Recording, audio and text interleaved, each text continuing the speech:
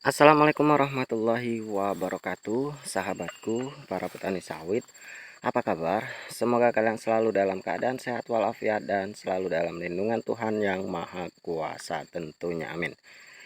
Teman-teman, pada video kali ini saya akan berbicara mengenai bagaimana sih kita bisa memiliki kebun sawit yang banyak. Namun banyak di sini bukan banyak sekali teman-teman, beribu-ribu hektar. Namun saya rasa apa yang saya bicarakan ya sesuai dengan kondisi keadaan kita masing-masing. Jadi banyaknya tidak bisa diasumsikan dalam satu golongan saja ya. Jadi teman-teman, memang kita sebagai petani memiliki cita-cita yaitu mempunyai kebun yang luas, dan tentunya semakin luas kebun kita maka akan semakin besar penghasilan kita. Saya sendiri pribadi teman-teman, di daerah saya sendiri, saya di sini bukan baru sih, sudah saya syukuri. Nanti kalau baru saya tidak bersyukur. Saya sudah memiliki kurang lebih 5 hektar, dan yang 2,5 hektar ini sudah saya tanami. Yang 1 hektar sudah berbuah umur 5 tahun sawit saya, dan ini sekitar 1,5 hektar atau kurang sedikit lah ya, 200 batang SPH-nya. Jadi ini ada yang baru berumur, ini sudah 14 bulan, dan yang di sana si Malungen itu berusia sekitar 8 atau 9 bulan. Jadi yang 2,5 hektar lagi insya Allah, minta doanya teman-teman semoga lancar. Jadi tahun ini insya Allah saya akan buka, bibitnya sudah saya semai.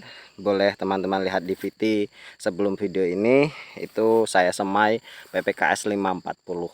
Jadi saya bercerita di sini ya sesuai dengan pengalaman saya, dan saya harapkan ini menjadi motivasi dan bisa memacu semangat teman-teman semuanya dalam berkarir ya, dalam artian berkarir di dunia pertanian ya, terkhusus dunia persawitan seperti itu teman-teman.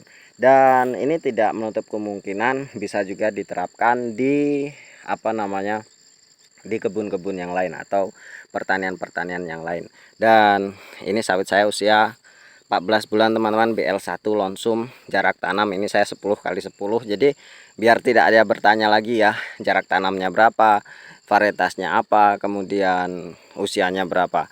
Jadi teman-teman, memang sekali lagi cita-cita kita adalah memiliki kebun yang luas, dan syukur alhamdulillah saya sudah bisa mencapai titik untuk saat ini, meskipun saya belum bisa menghasilkan semuanya karena memang beberapa sawit saya itu belum berproduksi semuanya. Dan apa sih kuncinya? Tentunya ketika kita memang belum memiliki tanah, ini kita ceritakan yang belum memiliki tanah. Mungkin kalau memang yang sudah memiliki tanah itu akan lebih mudah, dan waktunya itu membutuhkan waktu yang lebih singkat untuk menambah tanah lagi, menambah lagi. Tentunya teman-teman, ketika kita memang sudah memiliki kemampuan untuk membeli tanah dimanapun kondisinya, selama masih dalam lingkungan kita, ya saya sarankan untuk dibeli saja. Karena investasi tanah dan uang tunai itu berbeda. Ketika tanah ada masanya, tanah itu bisa kita manfaatkan atau bahkan harganya lebih tinggi. Jangan takut tanah itu daerah rawan, daerah bencana atau hal lainnya. Kalau memang kita memiliki uang, beli saja, dan tentunya sesuai dengan harga di daerah kalian masing-masing. Nah, bagaimana kalau kita belum memiliki tanah? Seperti saya dulu, saya belum memiliki tanah teman-teman, namun saya memiliki tekad yang kuat untuk bisa memiliki tanah. Nah, selalu saya sampaikan kepada teman-teman bahwa kita harus memiliki tekad batu, semangat api. Itu harus ditanamkan di dalam diri kita. Apa itu tekad batu, semangat api? Tekad yang keras dan semangat yang membara. Jadi kalau kita memang tekad kita sudah bulat, tekad kita sudah memang benar-benar ingin, insya Allah itu pasti akan terjadi. Nah, caranya bagaimana? Caranya kita harus memanfaatkan potensi diri kita terlebih dahulu. Nah, kita ini harus paham potensi kita itu apa. Tentu berbeda masing-masing teman-teman. Saya dulu kuliah di kesehatan keperawatan teman-teman. Ini cerita pribadi. Saya kemudian bekerja di dinas kesehatan atau di puskesmas dulu sebagai karyawan honorer.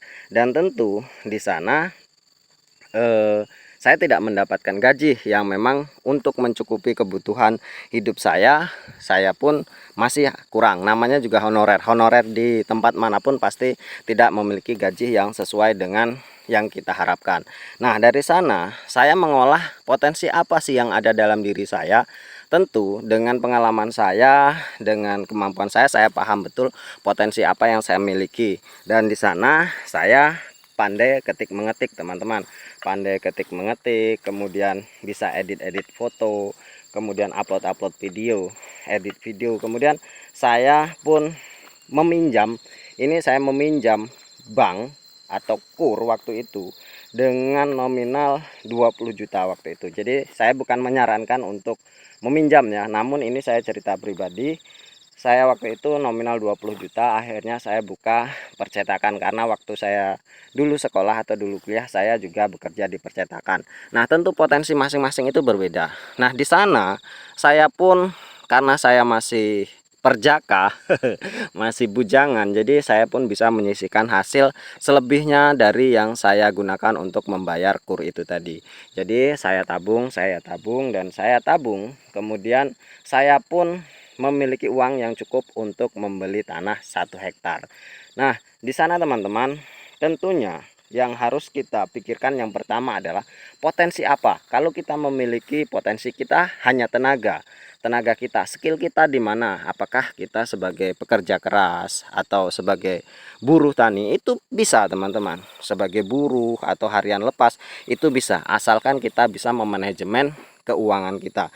Yang pertama yang harus kita hindari teman-teman, tentunya kita harus benar-benar menghindari hal-hal yang bisa atau kegiatan-kegiatan yang bisa menghilangkan uang dalam jangka waktu yang cukup cepat.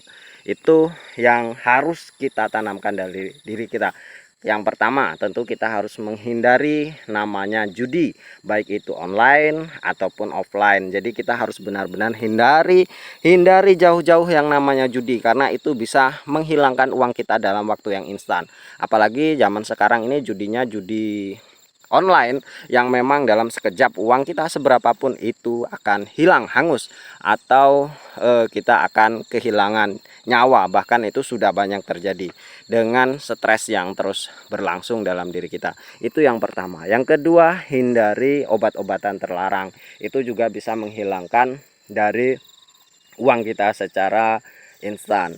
Dan apapun jenisnya obat-obatan terlarang itu hindari. Kemudian minum minuman keras, kemudian hal-hal yang negatif seperti ya kita maaf beli-beli wanita atau hal lain sebagainya itu dijauhi. Kemudian teman-teman ya kalau perlu, kalau bisa bagi yang merokok, berhenti merokok itu juga bisa dilakukan. Tapi saya tidak bisa menyinggung sampai hal sana karena memang rokok adalah hal yang wajar atau hal yang umum.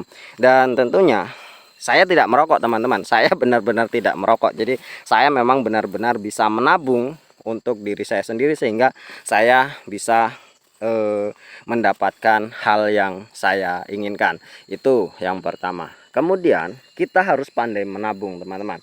Ketika kita memiliki kebutuhan, nah kita harus benar-benar merincikan kebutuhan kita ini sebatas apa. Kalau kita memiliki uang atau memiliki tanggungan untuk membayar bank, misalkan kita hitung, kemudian kita mendapatkan hasilnya berapa, dan kita harus benar-benar belajar irit atau prihatin, dan harus ada sebagian uang kita yang ditabung. Dan tentunya dengan tekad batu, semangat api, tentu kita akan bisa menabung. Jangan lupa teman-teman, jangan dihabiskan semuanya untuk makan. Tahan dulu, ditunda dulu keinginan kita.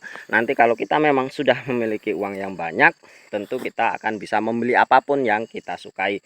Apalagi kalau kita masih memiliki umur yang masih muda, usia yang masih muda, tentu itu akan jauh lebih panjang lagi langkah kita.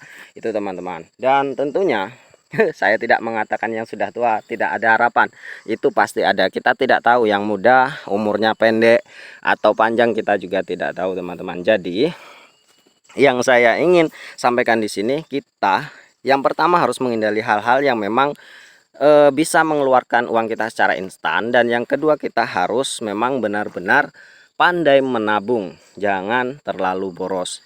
Prihatin dulu, prihatin. Saya dulu memang benar-benar prihatin, bahkan saya dikatakan pelit.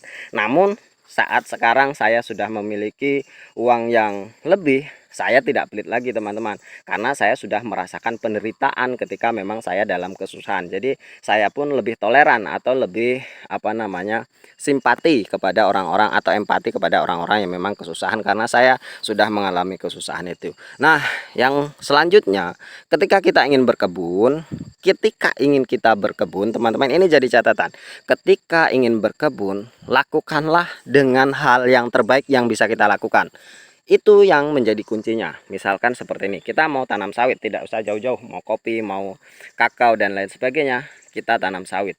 Nah, usahakan tanam sawit dengan benih yang terbaik teman-teman, terbaik, karena sekarang ini, saat ini, masalah benih itu menjadi hal prioritas yang harus diutamakan, karena itu akan mempengaruhi hasil dari produksi dari kelapa sawit kita yang akan datang.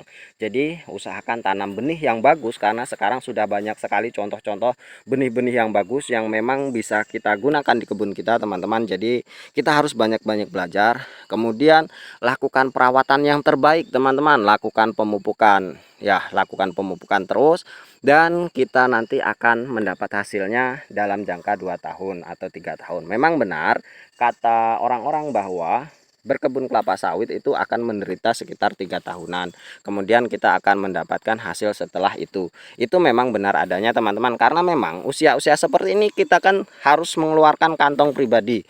Jadi tidak bisa kita ambil dari dari hasil kelapa sawit kita tidak bisa mengambilnya. Tentu kita akan sangat sesak sekali, karena memang kebutuhan dari kelapa sawit itu lumayan cukup tinggi, dari biaya perawatan, biaya penebasan seperti ini yang baru saya tebas sudah seperti ini lagi, biaya pemupukan yang harus saya lakukan setiap bulan rotasinya, dan tentunya dengan tekad api dan semangat, tekad batu semangat api, tekad yang kuat dan semangatnya membara, tentu bisa. Saya pun bisa, tentu Anda juga bisa teman-teman. Jadi itu saran saya. Kemudian ketika sawit kita sudah mulai menghasilkan, jangan lupa teman-teman, jangan lupa kita harus memanajemennya keuangan kita secara baik.